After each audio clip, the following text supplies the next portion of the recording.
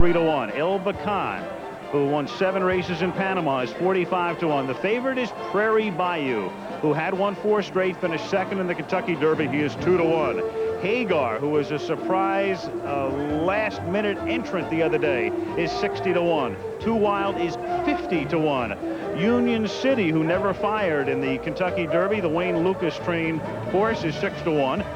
Woods of Windsor at 13-1. Rockamundo won the Arkansas Derby at 108-1 and then finished up the track at Churchill Downs, underwent a minor surgery, which we'll detail later. 8-1. Sea Hero, the third choice. The Derby winner is 9-2. Wild Gale was part of the mutual field in Kentucky. Today he is 24-1. He finished third in the Derby. Collectu Jimmy Al is 17-1, and Cherokee Run, who won the Derby trial the week before the Kentucky Derby, is 9-1. Now, for the Chrysler Triple Crown bonus, these horses are eligible since they participated in the Derby and are here today. Sea Hero, Prairie Bayou, Wild Gale, Personal Hope, Union City, Rockamundo, and El Bacan. There are their Derby finishes. And as far as the bonus points are concerned, Sea Hero picked up 10 by winning the Derby. Prairie Bayou 5, Wild Gale 3. Personal Hope finished 4th, picked up 1. The horse accumulating the most points wins $1 million. If Sea Hero wins the Triple Crown, that is worth $5 million. All right, once again, here's Jim McKay. All right, Al. Well, Paul Mellon is one of America's great philanthropists. He's probably given as much to the arts and education as anybody in this country. He built the East Wing of the National Gallery in Washington, for example. He's also a very private man, but he was kind enough to grant us a rare interview just a few days ago. He loves his Derby-winning horse, Sea Hero, but intellectual speaking, he isn't too fond of the colt's name. Sea Hero is not my idea of an excellent name. It's a much better name now than it was. Only 3 times before had he brought a horse to the Kentucky Derby. Now, in the twilight years of life, he watched in awe and wonder as the lucky moment came, jockey Jerry Bailey spotting that hole and darting through it. Even then, for a very difficult trip. He again is the pre-race favorite today at odds of 2-1 at the moment. Prairie Bayou. His trainer coming to behind, win 2 in a row. And there is his jockey, Mike Smith, in the jockey's room, along with Jerry Bailey, the rider of Sea Hero, the Derby winner. Our man Steve Cawthon, the last jockey to win the Triple Crown 15 years ago, had a really fascinating talk with them about racing tactics. He's at 9-2. Wild Gale is 24-1. He was third in the Derby. Collectu Jimmy Al is 18-1, and Cherokee Run is 9-1 in this field of 12, joined again by Dave Johnson. As Jim McKay said at the top, some old friends and some new friends. Let's take a look at some of those new friends right now, the 5 horses we didn't see in Louisville. First, Cherokee Run, Dave, a horse that's won his last 2, the Derby trial and the Lafayette. He is the now horse, but because he's speed, he's compromised a bit by being on the extreme outside, post 12. You know what handicappers love to say about a horse that's second-time Lasix, and Woods of Windsor fits that bill right now. He is, I think, everyone's favorite long shot this week. And he's the only horse with a race over the track, and he won it, so he likes it. Then there is number 11, Collectu Jimmy Al. This horse was bred in New York and has never raced anywhere but Aqueduct. He's sharp now, but another speed horse, Al, that drew far outside. He'll break from second to last 11, and he is fractious. They're getting saddled. He is a nervous horse. He won the Cahill Road at Aqueduct. Then there's number 5. This is Too Wild. He has started 16 times in his career. He has just 1 win, is trained by Nick Zito. And he is one of 2 horses, this horse and Sea Hero, wearing mudcocks in the field. Hagar, a horse that was entered the other day. Hagar has been quite busy. He was vanned up from Florida. He raced at Hialeah last Saturday and won the Everglades. A surprise entry. He's won his last 2, but not against this kind of company. Well, in the infield, of course, there's the weather vane, always adorned with the colors of the Preakness winner. A new coat of paint in 40 minutes. Which colors will they be? Well, here's Personal Hope. Speed horses love to draw the rail, and he did. He's number 1. And Al, once every 10 years, we get a horse go wire to wire in the Preakness. In the 60s, it was Ballyache. In the 70s, BBB. In the 80s, Aloma's Ruler. We're due for one. Let's take a look at Rockamundo, and most of you have read about his minor throat surgery. What was that all about, Dave? Well, he finished 17th in the Kentucky Derby, and 11 days ago, on May the 4th, he had a relatively minor procedure in which a small muscle, which is paired on either side of the windpipe, was removed. Now, local anesthetic was used. All the staples have been removed. Al, you got to remember that a horse only breathes through his nose. They can't take a gulp of air like we do through the mouth. So this procedure doesn't make him run faster. It just makes sure that he has a clear air passage. Let's take a look at the favorite right now. Prairie Bayou had won 4 straight, had to go 6 wide in the Derby, but the bettors love him today. Oh, and he's so consistent. Why not? It's been first or second. And then there's Sea Hero. I guess not everybody believes in Sea Hero right now. He comes off Lasix. He ran on that medication in Louisville, but he's 9-2 here. He got the perfect trip, a great ride in the Kentucky Derby, a lot tougher to win the Preakness today, and he's wearing mud calls. Then there's El Bacan, who won 7 straight in Panama, but what have you done for me lately? He was 18th in the Derby. No chance, because he broke from post 19 in the Kentucky Derby. First Lasix today.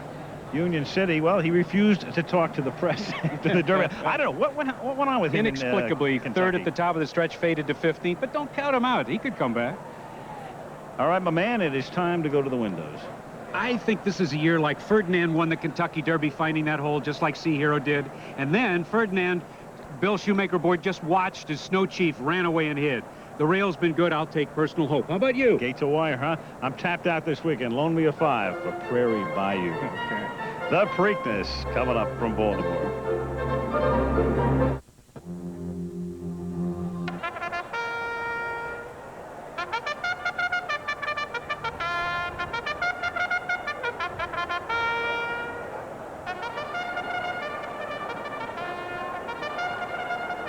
Well, it's riders up. It's time for the 118th running of the Preakness Stakes.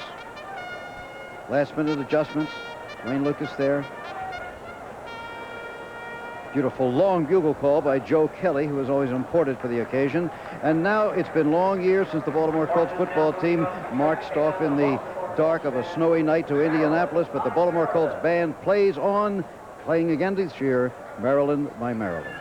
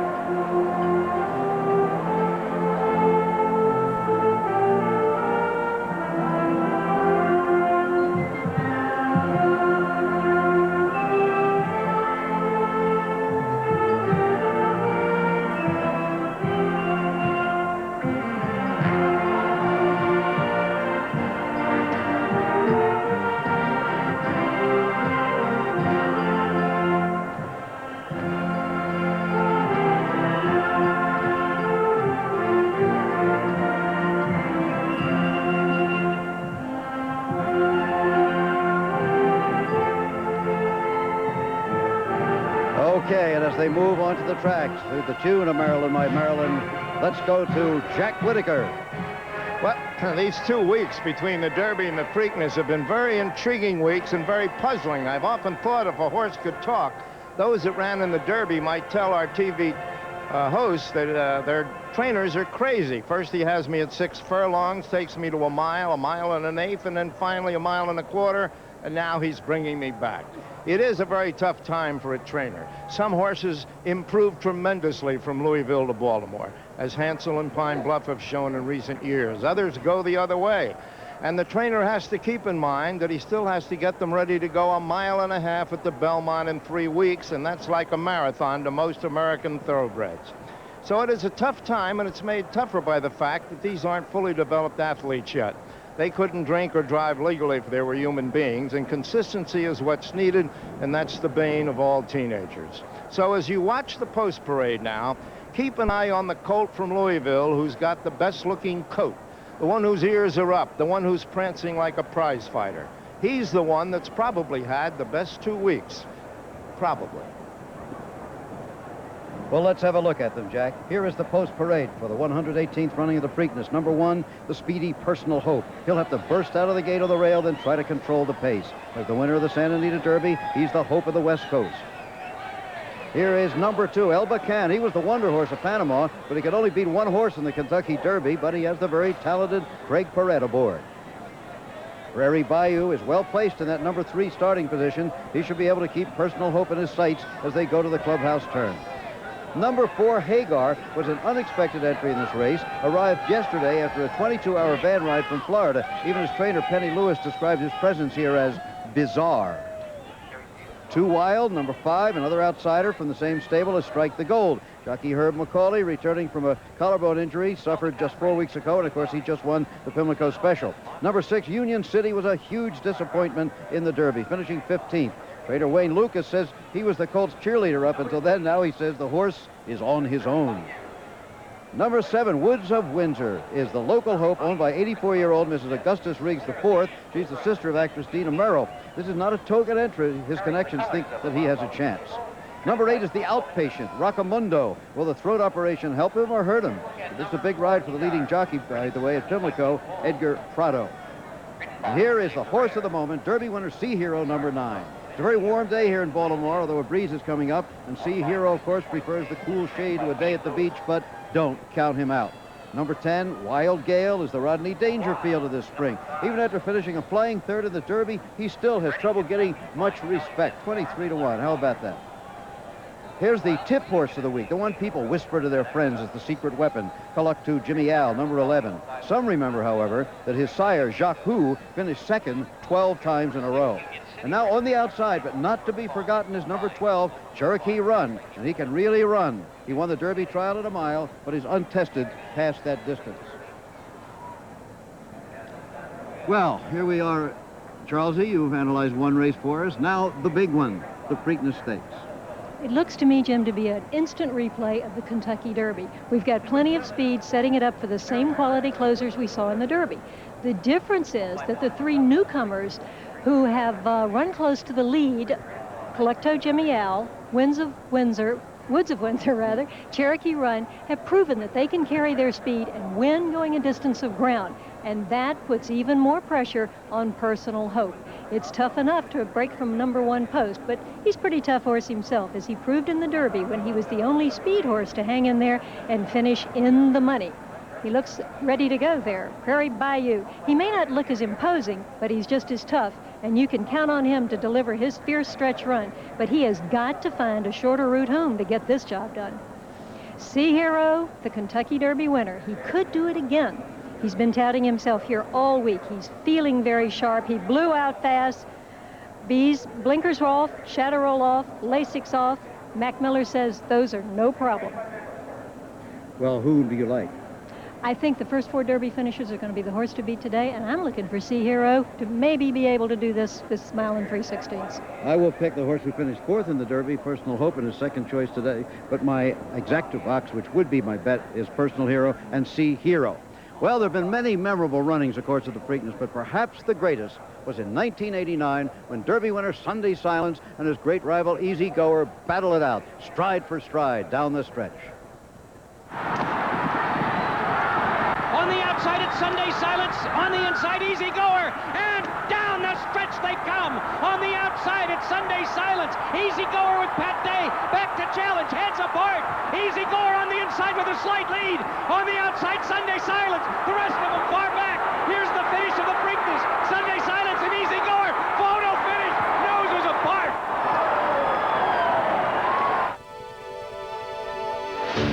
50-1 since we came on the air. El Bacan at 50-1. Prairie Bayou is your favorite. He's 2-1. Hagar at 60-1. 2 Wild at 50-1. Union City with some lukewarm support. He's 11-1. Woods of Windsor is 13-1. Rockamundo at 9-1. Sea Hero, the Derby winner, is only the 3rd choice here today at 4-1. There's Wild Gale at 23-1. Kaluktu Jimmy Al, very fractious when he was saddled at 18-1. And from the outside, we'll break Cherokee Run from post 12 at 9-1. Here are some odds comparisons. Sea Hero won the Derby. He was 12-1 there, 4-1 here. Prairie Bayou, the favorite there, and the favorite here. Wild Gale, that F stands for Mutual Field. He was 8-1. He would have been 100-1 uncoupled. He's 23-1 today. Personal Hope was 9-1 there, 3-1 today. Union City, a lackluster performance. Thus, he was 5-1 there and 11-1 here. And a lot of action still for Rockamundo. A lot of people just simply like that horse's name. Here are the horses who are eligible for the Triple Crown bonus. Sea Hero, Prairie Bayou, and the rest. Sea Hero is the leader with 10 points. Prairie Bayou has 5, Wild Gale 3, Personal Hope 1. $1 million for the horse accumulating the most points. A Triple Crown for Sea Hero would be worth $5 million. Now, Steve Cawthon joins me prior to the race. You were down in the jocks room. I'm sure they extended you professional courtesy, otherwise known as gossip. That's right. What are the guys talking about? Well, Al, Gary Stevens was really confident about his chance with Personal Hope for the Kentucky Derby. He still likes him today, but I think that he feels that if Sea Hero comes back today, the same horse that he was at Churchill, that everybody's got a big problem on their hands. Jerry Bailey, on the other hand, wasn't all that confident at Churchill. The horse gave him a terrific surprise on the day, but consistency is the big question with that horse, and it's a question of can he do it back-to-back. Kentucky Derby loads very gently. And a couple newcomers. Hagar was sold for $95,000 last February with a 27-year-old Jose Ferrer is in. There's Too Wild, a horse with a lot of late speed. You saw Herb McCauley come from behind to win with Devil Is Due earlier. There's Union City, Pat Valenzuela, who won with Sunday Silence in the greatest race I've ever seen. Woods of Windsor, acting up a bit, named after a perfume sent to Mrs. Riggs by her daughter from Paris. Rick Wilson in the white cap. Rockamundo. Calvin Burrell broke his kneecap. That's why Edgar Prado is aboard today. The Virginia bred and hero of the Kentucky Derby, Sea Hero. Bailey won this race with Hansel. And there's Wild Gale, originally sold for only $14,000. He's a tough horse to ride. And a tough horse and a nervous horse is next. And he was acting up in the saddling enclosure, and he is acting up now.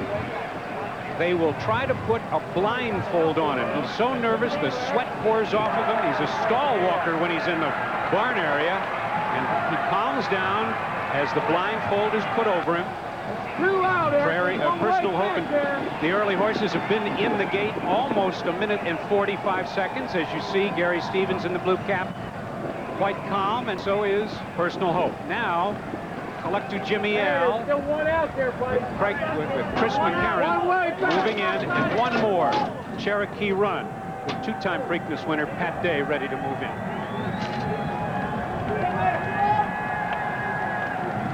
Pat Day won this race with Summer Squall in 90 and Tanks Prospect in 85. Track fast. They're all 3-year-olds. They all carry 126 pounds. No good, no good. No, sir. That sounded like Chris McCarron. And they're off, and Wild Gale was off slowly. Personal Hope toward the inside, speeds up. El Bacan showing quick early speed on the outside. Rockamundo is right there, and Cherokee Run on the far outside takes the early lead as they head for the clubhouse turn. Cherokee Run with Pat Day between horses now. El Bacan, and at the rail, Personal Hope. Personal Hope saves ground. Gary Stevens aboard. El Bacan right alongside, and on the outside, Cherokee Run loses some ground around the first turn. Rockamundo in the pink cap between horses in 4th position. Kalukdu Jimmy Al on the outside is next. Woods of Windsor gains along the inside.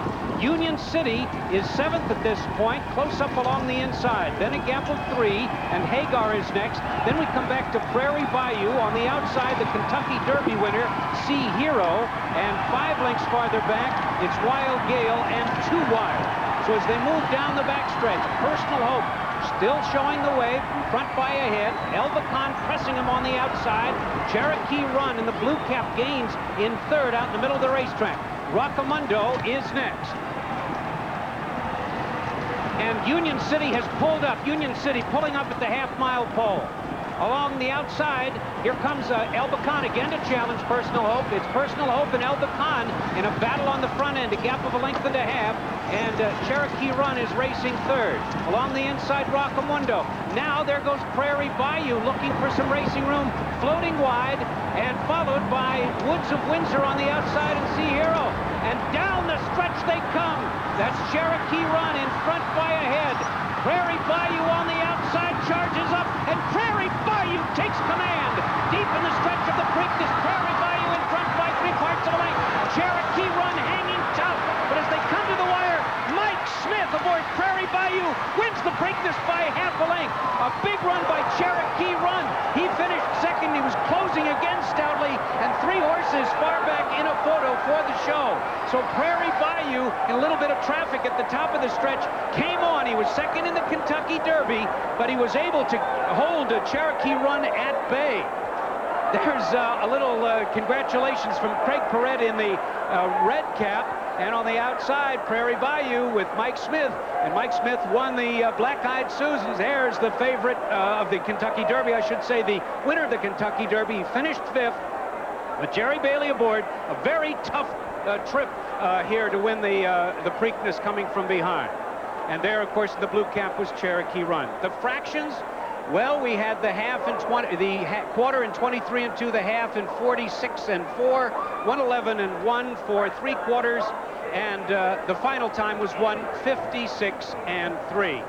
And that was well off any of the fastest fractions ever. Jim?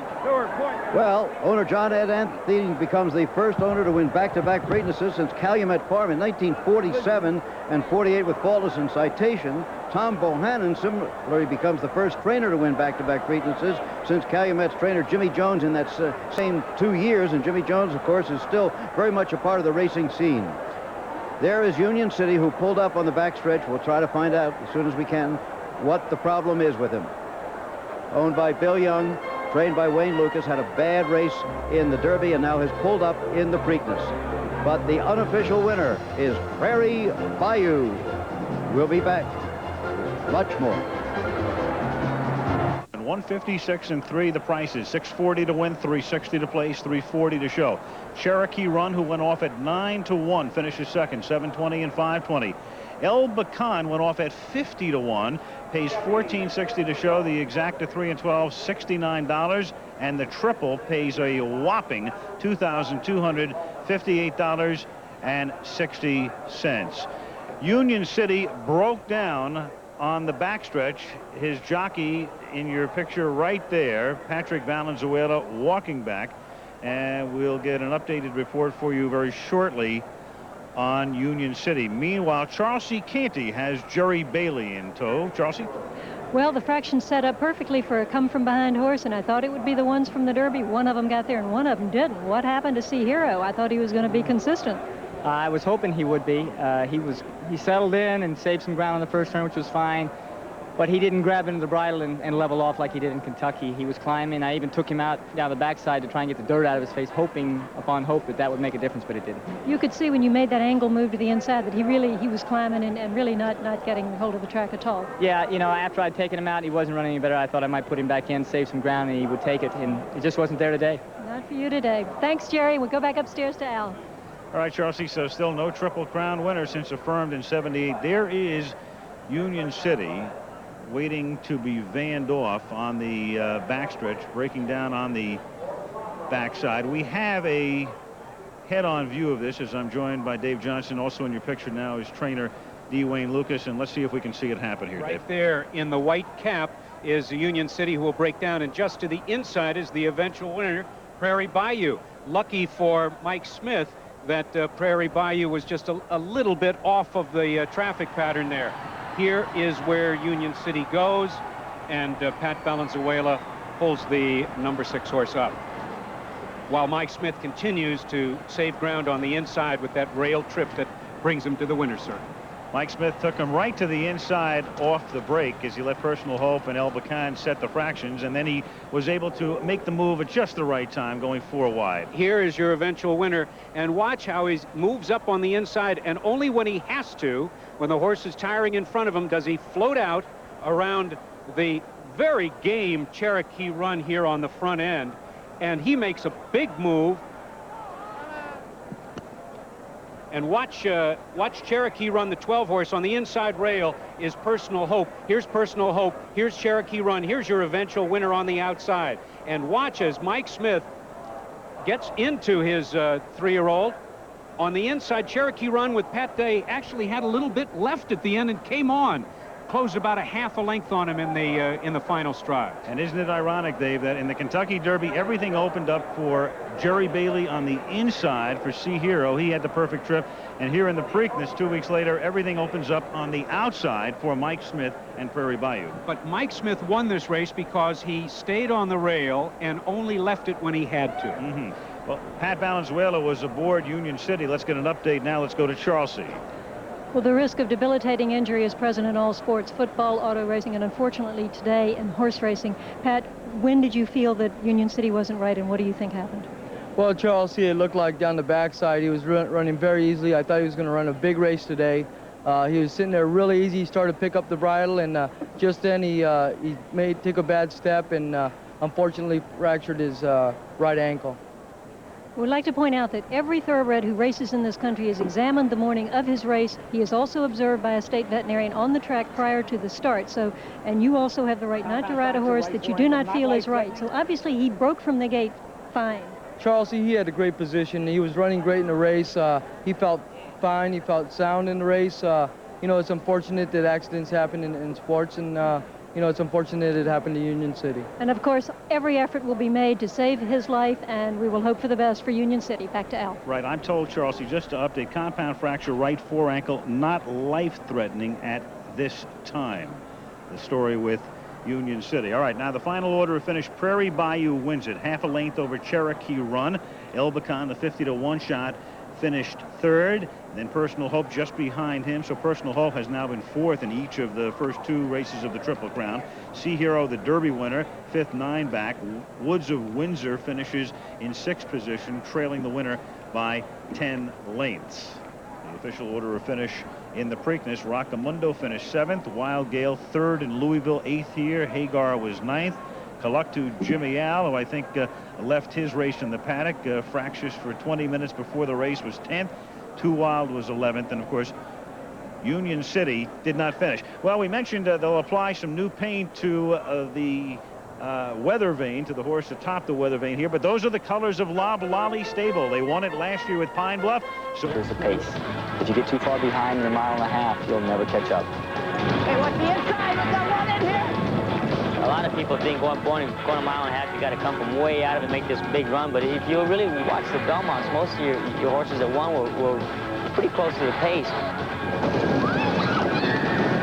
Basically, you try to see traps in front of you or horses that you know diminish towards the end part of a race that don't have any finish left. You don't want to be behind what a jockey would call a dead horse. Either your horses can make the distance or you can't make the distance. I mean, I'm going to be there trying to control him to get him that distance. What I fear is the other 10. They think they can do the same thing. 2 horses will be battling it out for $1 million bonus today. One is Sea Hero, winner of the Kentucky Derby, but a disappointing 5th in the Preakness Stakes. Prairie Bayou was 2nd in the Derby, then won the Preakness. He's been 1st or 2nd in each of his last 10 races. But 11 others will be racing in this classic today, and you can make a case for most of them. Is that the shadow of a champion we see? And if so, what's his name?